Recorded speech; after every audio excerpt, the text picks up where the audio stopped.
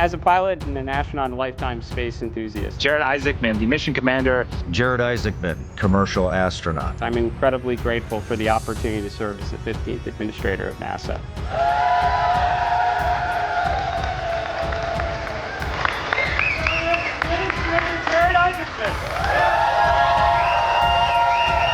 I'm humbled by the chance to work alongside some of the greatest scientific and engineering minds this nation has to offer. NASA is the most respected and accomplished space agency in the world.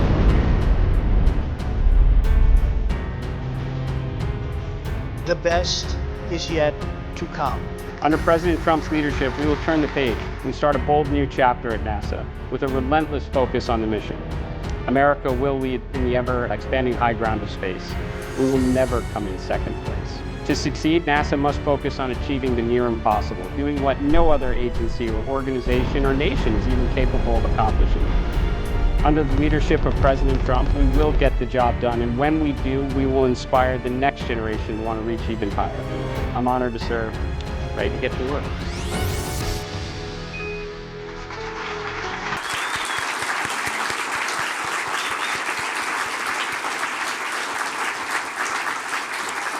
Good afternoon to everyone, and morning to those of you joining us from the West Coast. I'm Bethany Stevens, the agency press secretary, and we're excited to have you join us this morning for the newly sworn-in Administrator Jared Isaacman's first agency-wide town hall. With headlines like Space Community Celebrates Isaacman Confirmation and Day One videos like that, I think it's safe to say we're all very excited he's here. Before we begin, I want to take this opportunity to talk through the structure of what this time will look like today. Communication went out internally across the agency announcing this town hall that also included a link to submit questions. As always, we are hoping to get to as many questions as possible, but we do have some time constraints. I ask that when you submit, whether anonymous or with your name, you include your center, as we are aiming to get to as many locations as possible across the workforce. We also have a mic stand here at HQ and the Webb Auditorium, right over there, where today's town hall is taking place. If you have a question in the audience here live, please feel free to go up to the microphone if it is open. Otherwise, we ask that you wait in your seat rather than queuing. Given that the majority of our workforce sits outside of HQ, the majority of questions will be taken online, but please don't let that discourage you from participating here in-house. Lastly, I want to thank everyone here at HQ for taking time out of their day to welcome Administrator Isaacman yesterday, and everyone across NASA for taking time the Friday before Christmas to join us for this town hall today. Without further delay, Administrator Jared Isaacman.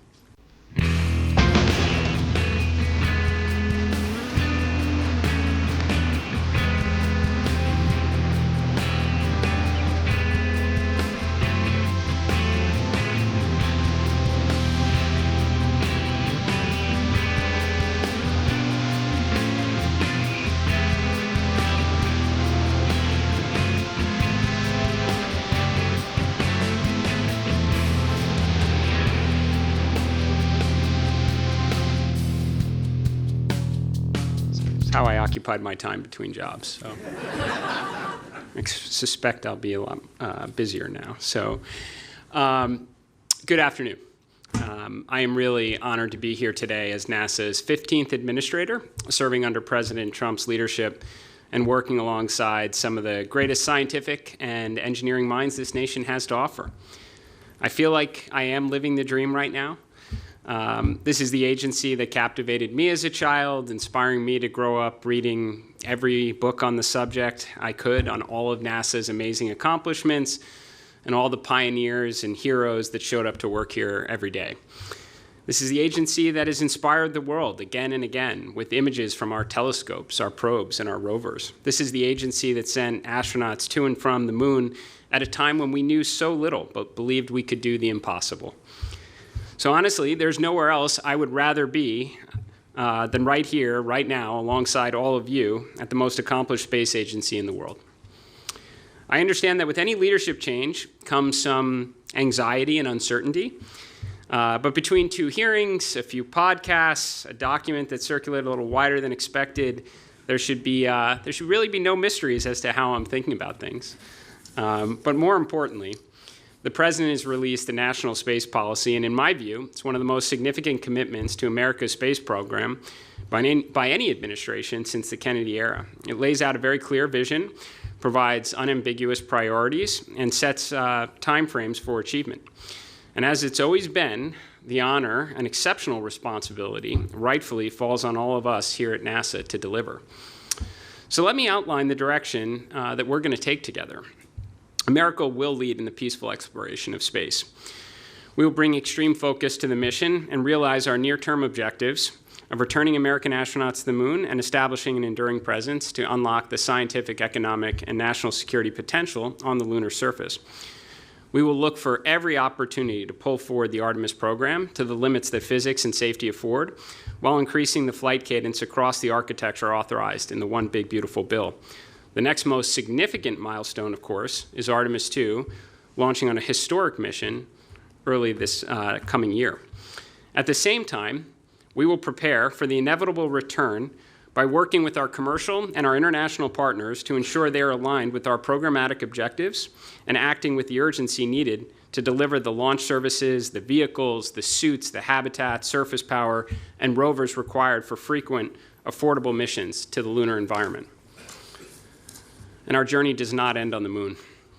As directed in the National Space Policy, we will accelerate investments in next-generation programs that only NASA is capable of leading, including nuclear surface power and propulsion, technologies that will usher in the next giant leap in space exploration and discovery. Now, we must ignite the orbital and eventual lunar economy. For more than a half-century, the space economy has been terrestrially anchored in launch communication and observation, with world governments as the primary customer. That perpetual taxpayer-dependent model won't fund the future we've all imagined. Alongside industry and academia, we must uncover the long-awaited promise of pharmaceuticals, biotech, on-orbit computing, anything that can contribute to and perhaps someday entirely justify the cost of maintaining inhabited orbital outposts and generating value far in excess of what it costs to operate in space. Working with industry and academia, we will do all we can to maximize the remaining life of the International Space Station, prioritizing the highest potential science and research with the aim of determining this new orbital economy so that in the future we will transition from one station to many. NASA will become a force multiplier for science. With an immense hunger for the data and enthusiasm to deliver the world-changing headlines that only NASA is capable of achieving, we will endeavor to reduce the time to science and maximize the scientific value of every dollar that's available. Now, I do not believe this is a one-size-fits-all approach. We will embrace a full menu of possibilities. So that includes bespoke missions to extraordinary destinations, and expanded CLIPS-style missions that accept more risk for faster discovery, partnering with industry to gather Earth observation data more efficiently and affordably without sacrificing continuity, and lending NASA expertise and resources to enable academic institutions to take on bold scientific missions. Some approaches may be a flavor of the way it has always been done, and some will be a new way. But in all cases, we will challenge the process in every way with the goal of arriving at the desired results as expeditiously and affordably as possible, because if NASA doesn't do it, no one else will. Now, accomplishing our mission will not be easy, but at NASA, it never was, and it never should be. Engineering and program management challenges are just part of the story. We have a great competitor that is moving at absolutely impressive speeds, and it's unsettling to consider the implications if we fail to maintain our technological, scientific, or economic edge in space, and the clock is running. These are fiscally challenging times, and I do support the President and his goal to get spending under control and bring down the national debt. Now, this is hardly NASA specific, but we as a nation can't spend our way out of every problem and believe it will lead to better outcomes. So I don't know where the budgets will land, but I will always advocate passionately for the agency, knowing we will make the most of every dollar entrusted to us. And I'm not arriving with all the answers. I do know this: we cannot achieve our objectives by doing things the way they've been done in recent years, and we know most of the NASA IG reports would echo this sentiment. So we must do all we can to minimize the bureaucratic drag that can slow us down and slow down the great engineers and scientists, and eliminate obstacles that impede progress, flatten the organizational structure to improve information flow and accelerate sound decision-making, and push responsibility down to the talent that is more than capable of getting the job done. And when we do, we must rightfully recognize and reward the contributors, that bring the near impossible to reality. NASA must be one of the hardest, most demanding places to work in this country because lives depend on our work and the world is counting on our breakthroughs and discoveries. It's why you see the NASA logo anywhere you travel. I mean, people the world over know that we are capable of accomplishing, and the expectations are rightfully very high. We are not alone in the need to evolve to meet the moment. Our international and commercial partners have made commitments as well, and we must place as much pressure on them to deliver as we do on ourselves. No changes happen in a vacuum. I plan to speak with many of you, the leadership teams, the engineers, scientists, astronauts, our program managers, and the people in the field doing the work. I will visit every center in the weeks ahead and engage with our international and commercial partners. I want to hear directly what is broken so we can work together to fix it, and where we are excelling so we can do a lot more of it. It's been a year, but we have real momentum now. NASA has the enthusiastic interest of President Trump, the Vice President, the Cabinet. We have bipartisan congressional support. We have a national space policy outlining the most righteous and inspiring objectives. We have the mandate, we have the talent, the partners, and the resources to get the job done and bring billions of people along with us on this journey. I don't think there are many NASA employees standing next to you who served during the Apollo era. They have retired. In many cases, they've passed on, leaving their extraordinary accomplishments behind for us to celebrate. But now, you will be the ones in the room when we return. You will be part of the next chapter of this history. And this time, when we make the grand return, we stay. Thank you.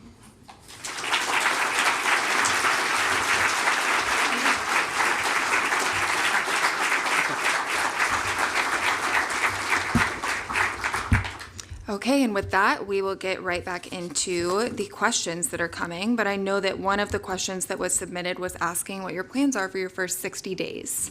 So I'll let you take it from here. What are my plans for the first 60 days? Well, there is an awful lot to learn. There are volumes of materials on my desk right now to get through.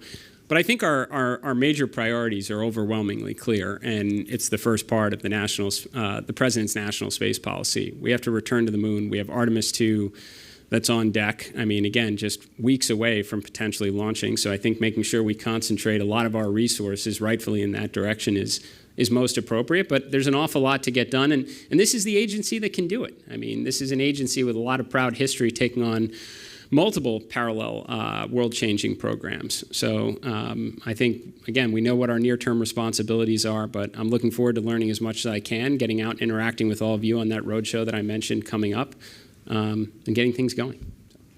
Awesome. And Elizabeth Hook-Rogers from NASA HQ, thank you for that question. I will kick it to Samantha Youssef from Glenn.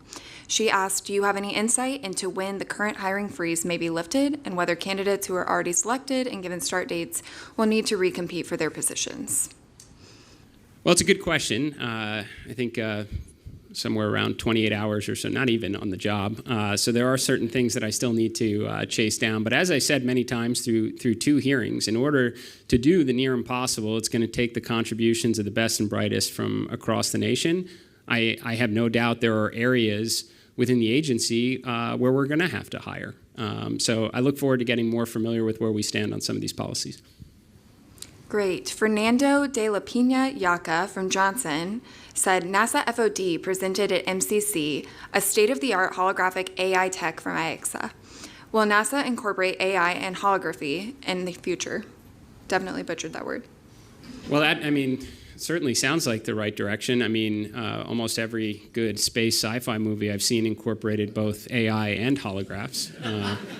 So that's good. I mean, in all seriousness, we absolutely have to. So I am not familiar with where we are at this present moment. I am familiar with the pages and pages of policies, regulation, documentation history this agency possesses, and it would certainly seem to make sense to me that as a good first step, we could try and incorporate some of that in AI. Might make it easier to find some of the materials we need. But look, if we think about where the destinations will eventually take us, we're going to eventually, whether it's Mars and beyond, just transmission delays alone are going to take us, or at least evolve the current mission control concept where we're going to have to rely on more onboard decision making, where I could see AI playing a role. What a fun thing to imagine at some point in the near future. And also, just a reminder, we do have a mic in the room if anybody wants to get up and ask a question. Betty Lynn Mason from Marshall asks, do you see new technology development more by hands-on engineering work here at NASA or through NASA consulting with industry, and why? I think it's both. And I'm sure many of you, I don't know, you probably have a lot of better things to do than hear what I'm saying to Congress all the time. But this question comes up a lot of it almost goes to the relevancy of the agency. Like, why do we need a NASA when we have all these great commercial companies, doing all these things? It's like, wait a second, let's go back to the 1960s here during the space race where we did the near impossible. We worked alongside industry. We had partners. You had Boeing and McDonnell Douglas and Northrop back in the 1960s, and those names are still with us today. And certainly there are some new names out there. I do think it's NASA's job to focus on the near impossible, and we figure those things out. We can hand them off to some of our industry partners where we can let innovation take off and the competitive forces drive down costs, and we just recalibrate next. So look, it's going to be both. The National Space Policy, something I've spoken about extensively, talks a lot about investments in nuclear programs, nuclear surface power, nuclear propulsion. Now, there is an emerging industry that's capable of supporting that, but I think a lot of that is what NASA should be taking on. And then there's certainly areas where we pioneered technology decades ago where we're very comfortable working alongside our commercial partners to get the job done. I don't see that balance ever changing, and especially on the science side. Back to my commentary before, if NASA isn't out there trying to unlock the secrets of the universe, no one else is going to do it. Rita Sambruna from Goddard said, welcome Administrator Isaacman. I was gratified to hear you say that one of the goals of your administration is to make NASA a force multiplier for science. I'm wondering what the word science really means. Is it only the science that serves directly Moon to Mars, space weather, robotics, propulsion science, surface exploration, and more? Or more generally, all science we currently do at the agency, even if not directly linked to Moon to Mars. For example, is traditional astrophysics, studying the universe, included? Of course. I think just fundamentally, what are we here to do? We're here to answer the questions that went through every kid's mind when they looked up at the stars at night and wondered what's out there and why it's the way it is. So we play that role across all of our mission directorates. So of course, human space exploration is a major component to that, but as is our entire science program and our technology development initiatives. We're focused in all the right places to try and solve the mysteries in air and space. Ben Jungwang Lee from Johnson says, if China can air fry barbecue chicken on Tiangong, should we reevaluate rigid and somewhat outdated NASA requirements and use modern tech to turn survival into thriving to attract commercial investment? This was an air fryer? Apparently. I had cold pizza in space. That's cool. That's an upgrade on that. As I alluded to in some of my remarks before, I think it's absolutely healthy for any organization to constantly challenge the way they do things, knowing that what we've done in the past is not necessarily the right approach to get to the future. We are on the brink of a massive transformation right now. You can see all the various commercial providers building their own launch vehicles with rapid reusability. This can be a light switch type moment where you have numerous commercial and NASA missions being operated near simultaneously. We could have multiple space stations. We are certainly going to build a lunar base in line with the president's direction and look even further outward. We're going to have to challenge some of these things that might have been rigid in the past during less mature times. I know air fryers is just the example, but I imagine there are many things that we have historically maybe not prioritized or thought were of a greater risk that we should be reevaluating. I think that goes across the entire portfolio of our responsibilities at NASA. And I will hand the mic over for the question here in House. Kelly Fast, Acting Planetary Defense Officer, and I was one of those astronomer kids looking at the skies, but also being an astronomer, also here having to use infrastructure that perhaps is aging. It's not as flashy to work on budget software and procurement software and awards management software. And I know that often we have to throw people at such situations because it's certainly flashier to do the next cool thing. But do you have any thoughts on how we can maybe handle things that are under the surface on which we rely in order to do the impossible that we're trying to do here? Well, I guess from an infrastructure perspective, and I guess including a lot of the core systems that allow the agency to function, I do think we should be applying a lot of the brain power that is available to us at this agency to try and find ways to do it better, to free up resources to work on those exciting things. I hope everyone, kind of almost regardless of their function, is trying to find a way to do whatever their current job is better, whether there's means to automate it or software to alleviate some of their responsibilities so they can repurpose their time on the more exciting things to work on. But yeah, I have to imagine that if there's any agency in the United States government that can find a way to do some of those responsibilities a little bit better to free up resources, we should be capable of doing it. Thank you. I love your area of responsibility, too. I think that's one we should keep a good eye on. We don't want to go the way of the dinosaurs. Lisa Link from Goddard says, can you speak to the reorganization discussed in the Project Athena document and what impacts we can expect? Sure. That, as I think a lot of people probably know, was formulated at a time earlier this year where, I was a nominee, so I can only see what's being reported, but there was a lot of various reorganization plans that seemed to be being considered at the time. A lot of phase 1, phase 2. I don't know how much everyone was tracking that, but from my perspective, having worked on a number of large organization reorg type efforts, it's better to do a single data-informed plan rather than anything that involves needless pain over a period of time. Now, that's 5-6 months ago. A lot has happened since then. As I mentioned before in my remarks, my objective, is to get up to speed as quickly as possible. Now, there are some things that I did just, more or less communicate in my statement. Like, I do believe in flat organization structures. I like to know things as quickly as we possibly can, increase the, decision velocity to the greatest extent possible, push responsibilities down. I think you look at that, we had a lot of young engineers and scientists and researchers that took us to the moon and back. I like pushing responsibilities down as great extent possible, that these don't necessarily involve, major changes to personnel or dramatic reorganizations, but they're directions I think we should be looking to move into. And at the right time, when we have the right information, drawing on hopefully a lot of conversations from people in this room. You were asked earlier about the first 60 days, but Mark Cerna from Kennedy Space Center says, what organizational or investment decisions will you prioritize in the next 12 to 18 months to ensure Artemis stays on schedule?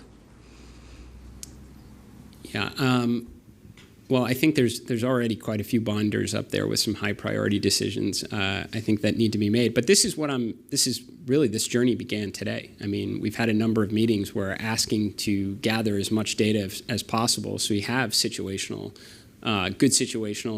awareness to make the right decisions. Conceptually, we should be doing everything we can, as I mentioned, to the limits of physics and safety afford, to pull in every Artemis mission. We want to have as many opportunities to achieve our objectives before our great rival as possible. So I'll be interested in information that helps us beyond the Artemis 2 timeframe. And as I also said in my remarks, look, I think we should be feeling a lot of the pressure to deliver. This is what this agency is capable of doing. It's what we've done throughout our history. The pressure also exists on our international partners, our commercial partners as well, to ensure they deliver.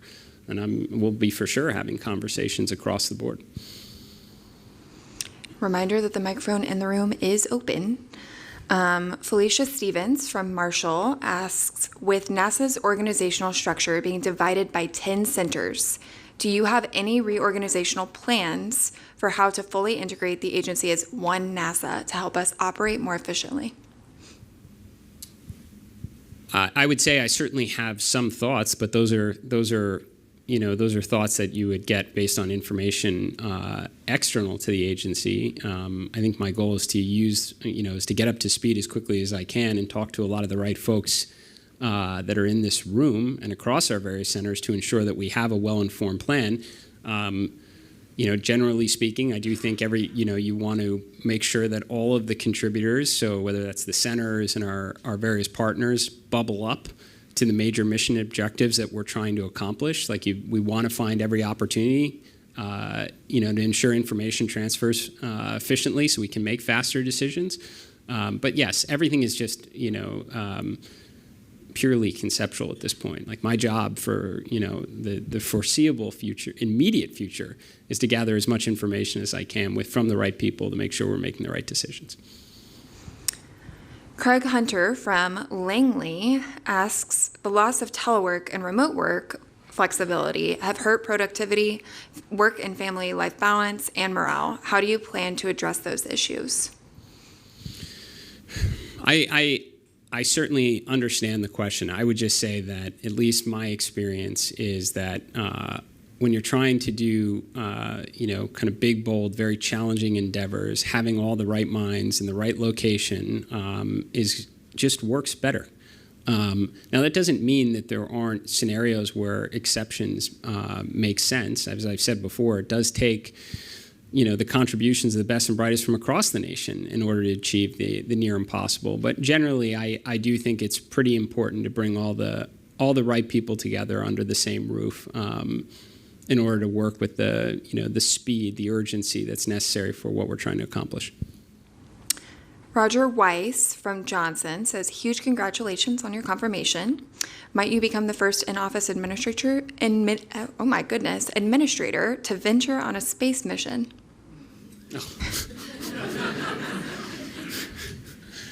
That has not crossed my mind. I think we have an awful lot that needs to be accomplished, over the next 3 years. The priority list is near endless. The president has placed enormous importance on it. I mean, my first day on the job, and you're in the Oval Office, the president signs a national space policy. I mean, I think that signifies the, it certainly reinforces the importance this administration is putting on achieving these objectives as quickly as we possibly can. I hardly imagine I'll find time for, any of these other activities. So, thank you. Tara Halt from headquarters says many projects are significantly delayed due to poor contractor performance. The OIG has noted that NASA has limited leverage to incentivize improved contractor performance. How do you plan to address this? Again, maybe it's just being hours on the job, but I am not aware of any limitations in ensuring that there would be or roadblocks in place to prevent us from holding our partners accountable. So, look, I said this in my first hearing, they work for us, not the other way around. I think that's how it was done in the 1960s. NASA should be incredibly demanding to our various partners and ensuring they can deliver the capabilities that we were promised on time, on budget, so we can deliver on our world-changing objectives. I think there's certainly things we can probably do here as an agency. I'm very interested in what knobs we can turn, in order to get to the correct outcome faster. So we'll certainly look within when there's opportunities to do so. But as I said before, we're going to put as much pressure on our partners, international and commercial, as we do on ourselves. Rich Walls from Langley says, we hear next to nothing about aeronautics. What are your thoughts on the future of the first A in NASA? Oh, I mean, this is an area that I'm incredibly passionate about. So, I mean, look, I love the history of the aeronautics program at NASA, and I think it's important that we try and get back to that as quickly as we can. And what I mean by that is lots of exciting X-planes. Look, this is an environment for us to learn, but it's also another tool for inspiration. Look, rocket launches are great for inspiration. Astronauts certainly landing on the moon is great for inspiration, but NASA's portfolio in aeronautics should be out there too. I mean, it's another opportunity to get people to look up and imagine what's possible. So I love aeronautics. I'd love to see an expanded X-plane portfolio. I'd love to see us collaborating in ways with other agencies as we did in the past. I mean, the thrust vectoring technology on the F-22 can trace its roots back to NASA. Fly-by-wire technology, wing designs. I'd love to see us pushing the boundaries in radical airframe designs and propulsion. So it's certainly an area that I'm passionate about. Someone else has braved the mic in the room, so I will toss it over to you. Wonderful. Hello, sir. I'm John Truss, NASA Headquarters, Mission Support Directorate. I was wondering, I'm sure you're familiar with NASA's footprint across the United States. I was wondering if you have any general ideas of the infrastructure, what you want to do, any immediate plans for growing, shrinking, or, retiring buildings? Yeah, I mean, it's a great question. This is an area I'm eager to receive more information on. I think that the worst outcome, right, is the limited resources that we have available to us, investing it in infrastructure capabilities that don't have demand and come at the expense of infrastructure that needs to be modernized, maintained, so we can increase throughput for it, or infrastructure we should be building to better account for the future direction we're seeing in air and space. So, yeah, this is certainly something I want to get my arms around. If we have infrastructure that is not required anymore, it's not needed for us, it would be a travesty to have money continue to go into that when we know there are so many exciting areas we need to be prioritizing our resources. So I'd love to make sure we're taking a good, holistic, agency-wide view of this and concentrating our firepower on the real needle movers, which is generally a statement, I think, for everything we're going to try and accomplish at the agency with the resources afforded to us by Congress. Charles Wilder from Stennis says, how will you help streamline NASA's processes to enable faster, cheaper missions without compromising safety or quality? It's a good question. Look, I think generally doing things differently is not there is no magic wand on this kind of things. Like, this is a lot of littles that happens over time where you can, shift directions. But I will say, look, it's in terms of the safety card, we have to separate out human spaceflight missions where we will never take needless risk. We will do everything we possibly can to protect the lives of our crews from other missions. I love the flagship missions that we have in the science portfolio. Like, I just want to see more of them, as everybody does. Like, it'd be great if we were launching flagship missions with even a greater cadence. And some of those, if definitionally you're going to spend $1 billion on them, you want them to work and get them right. There are other categories that are already exist within the science portfolio where maybe we can challenge some of our approach on these things, similar to CLIPS, where we'll have some successes and we'll have some failures, and we should do it eyes wide open and accept that over time that curve should improve and we should get better outcomes, and we will have helped industry or academia develop capabilities to launch additional missions. That's how we become that force multiplier. So can't be one, again, as I mentioned in my remarks, a one-size-fits-all in these things. And we have a question submitted from out in California from Fidel Vasquez at JPL. He says, welcome, and how will JPL fit into NASA's plans? I think JPL is one of our great science centers. So from my perspective, I look at it kind of similar to every other center within the agency on how can we increase the scientific value of every dollar? How can we increase the output or get to the desired objectives faster? So JPL has built some extraordinary hardware. I think pretty much I think pretty much every hardware that we've landed on Mars, somebody I know will fact check me on this, probably originated from JPL. I'm good? Okay. And my memory was correct on that. So how do we get more of it? I mean, that would be a question I would ask out there is there any knobs, again, that we could be turning to increase the output so we can, get after the science that much faster? JPL is going to play a huge role in that. Daniel Hoffpar from Langley says, what is the best way to provide suggestions to improve NASA going forward? That's a great question. So something I had to look into this, but I had recalled earlier in the year that we had, there was an inbox established for whether, anonymous suggestions or otherwise on areas for improvement, and not really sure what came of it.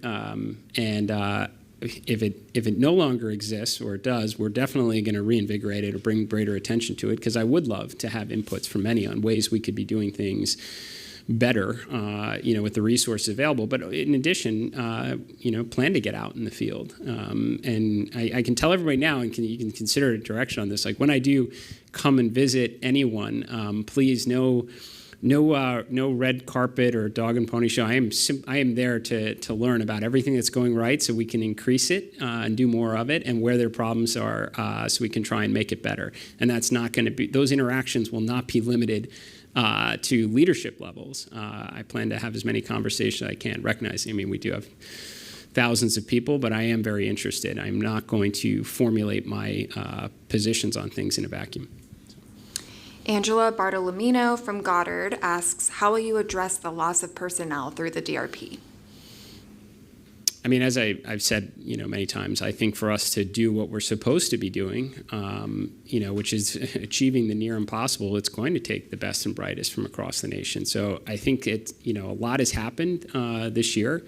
So this is something I need to get my arms around, and I'm hoping to be able to do that through various leadership discussions. But I could certainly see a world where, in order to achieve our important objectives, we do need to do some hiring. So that is something that I'll need to get my arms around. Jeff Brubaker from Johnson asks, do you have any examples to share with us of using blockchain technologies to ensure integrity of safety-critical data like inspection reports? Do I have any examples? Well, I mean, I do think there is a lot of utility in blockchain technology. I don't know of any uses to date inside the agency or any immediate problems we're going to attempt to solve with it, but I'm open-minded. This is just a reminder that we are grabbing these questions live, and the link is open if you would like to submit any questions. Peter Zaw from Johnson asks, what is your strategy to promote space travel and space exploration interest across America and partnering countries? That's a great question. So, and a lot of people have raised it in some form or another, right? I mean, the space race was a real thing in the 1960s, and everybody followed it quite closely. It was also at a time when, there were 3 TV networks and there was no Netflix and such, so there's a lot, or Instagram or any of the other reels that capture people's attention, I guess, there's a lot of things to occupy people's time, and that's unfortunate because we're about to do some pretty impressive and cool things. So it is an area that I fully intend to speak with our comms team about to try and focus. I mean, one area I've said it before is I'd love to see us focus a lot on our quality of our content. I do believe in the past there's been a lot of quantity that's been shared, but we want to put out the absolute best stuff that's going to captivate people's interest.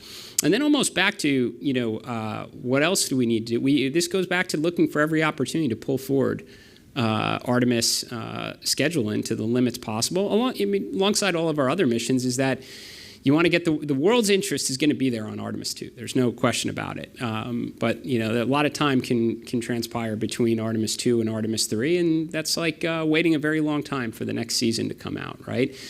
Is we got to make sure we're continuing to put that really engaging content out there to maintain people's interest in what is something extraordinary. It is, I've said it many times, this is the greatest adventure in human history. People should be following it very closely. We'll do everything we can to make sure they do.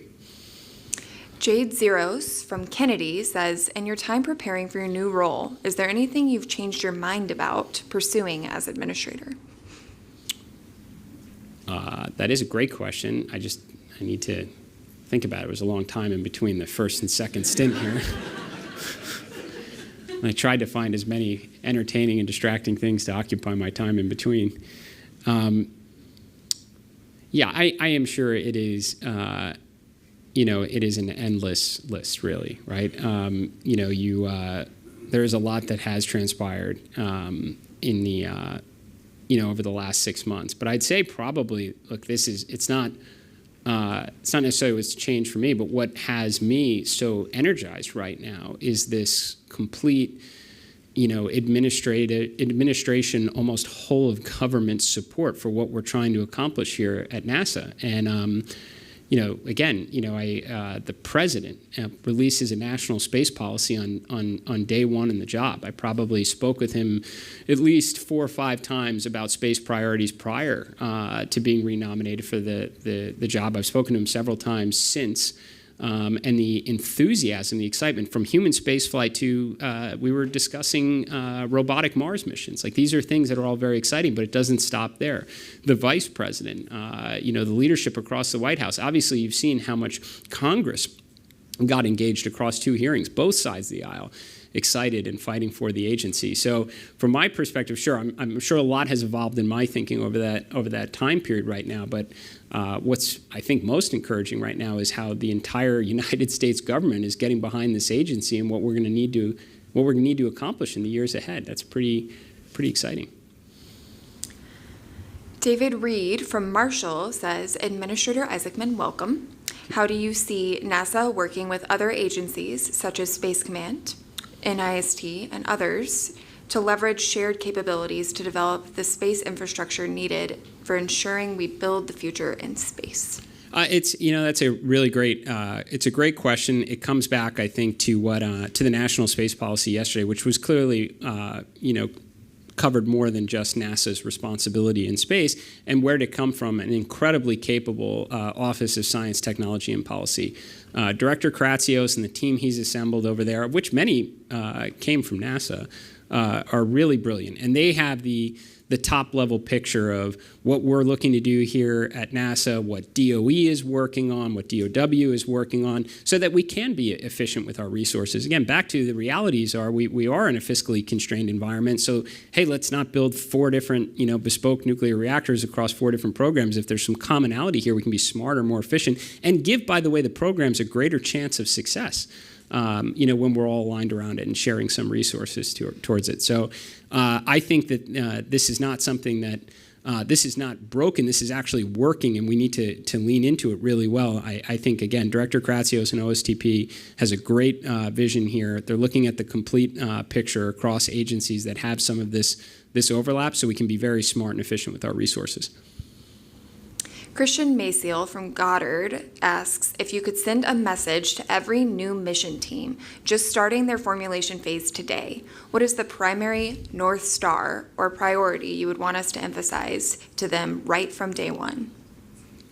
It's another good question. I think that we certainly understand what our mission is, and we should be working urgently towards solving it. Never let a day go by for something that can be solved today, because the world is waiting. I mean, you're here at NASA. We have the most extraordinary mission of any government agency out there, and we have the direction from the president. We have the resources. We have the will to accomplish it. Don't let a day go by for something we can accomplish today, because the world is waiting. Paul Goldsmith from JPL says, how do you see continuing support for science at NASA given the pressure to deliver hardware? And I think that goes hand in hand with 2 other questions we have from Goddard and Johnson about the importance of Earth science and also how we are going to continue to apply science on the International Space Station. So a lot of science.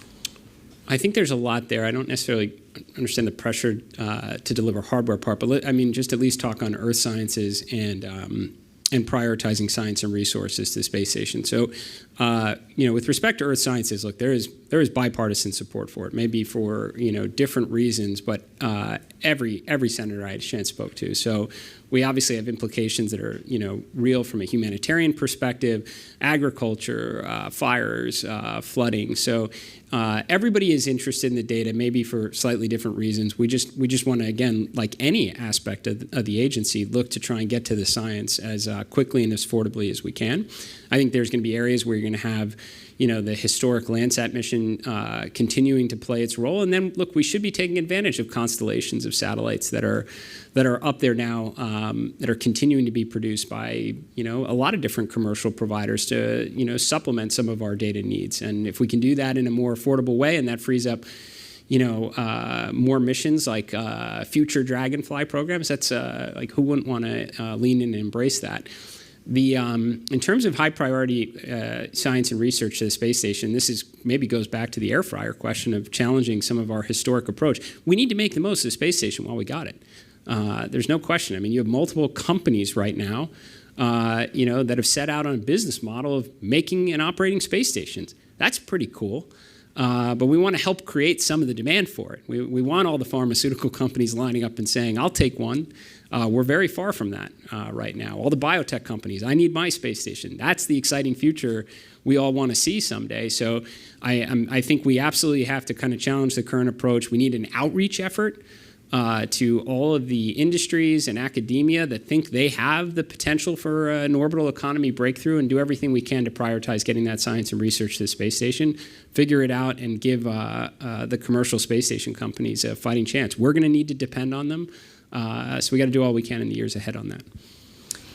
And we have time for a few more questions. Sorry for lumping so many in, but I did promise to get to as many as possible. We have a great one from Vandana Jha from Ames. Welcome. What advice would you give to early and mid-career scientists and engineers at NASA who want to take risks and innovate, but also operate within a highly risk-averse environment? What leadership principles from your commercial space experience do you think are most important for empowering NASA's workforce while maintaining mission assurance and scientific rigor? I mean, look, there's a lot there to it, but I think the general question is, do many of us believe that there are areas where we can take smarter risks to get to the outcome faster, and that's absolutely the direction we need to be going in. What I'd say again, it's like this is not very few things in an organization the size of NASA can be solved with waving the magic wand. Please take more risk, and that be the right statement to make. It's not. It's got to be a lot of littles. And I think, if we do have young engineers, scientists, researchers out there that believe there is a better approach to get to the right outcome, faster and at lower cost, you got to present it in the right way to your leadership team. Make the case of why this is the right approach. And I encourage the leaders out there, supervisors, managers that are mentoring this young talent to be receptive and open-minded to it. Think through what are the real risks. Is this still is this still relevant today? Have we gathered more data that will allow us to rethink this? What is the consequence of this? Is it something that's worth taking to advance the ball forward? It's going to be a lot of littles. I'm going to certainly be looking for opportunities to push down some of these philosophies from the top of the agency. But it's obviously going to rely on a lot of the managers and leaders in the field too to be open-minded and receptive, and to the young talent to make the good case about why we should look at doing things in a slightly different way. We have a question from Diego out of Johnson asking how you will ensure a whole of government focus on human space exploration and gain support. Well, I think it's a good question. I think there is a lot of support. I mean, the additional funds that were authorized in the One Big Beautiful Bill, a lot of it does concentrate on human space exploration. So I would say that is of great interest across the government. I know that a lot of the commercial launch providers that we're working with have various human spaceflight ambitions. That's not one company. It's not two. I might not even be three companies anymore. I think several have actually announced, plans for crewed vehicles. This is exciting. This is what we want. Now, we are the pioneer in this field. We've done an awful lot to help, educate and enable the companies that have been successful doing this today, the commercial providers. We need to continue to do that. And we probably will arrive at that light switch moment in the not too distant future where we do go from the few being able to see the world from such an amazing perspective, not entirely like that, but to the many, which is pretty exciting. I think that's always kind of one of the underlining goals that we all have here at this agency. And one more from Ryan Scott from Goddard. Do you have any lessons or science outlook from Inspiration 4 or Polaris Dawn which you plan to bring to your role? Well, I'm sure I can give a lot of thought to it, but I'll just go on that when we were lucky enough to be in that environment, we tried to maximize every second that was available for scientific purposes, knowing how lucky we were to be there. And it's really the same message back here to the agency. With the resources that are provided to us, we need to maximize the scientific value of every dollar that's afforded to us, which means probably in many cases challenging the approach, or at least our historic approach, to get to a better outcome faster and at lower cost. So yeah, I guess that would be And with that last question, we are at time. So thank you all for joining us today, and thank you to Administrator Isaacman for your time and this thoughtful conversation. We are looking forward to many more of these in the months and years ahead as the agency accelerates the golden age of innovation and exploration. Happy holidays, everyone.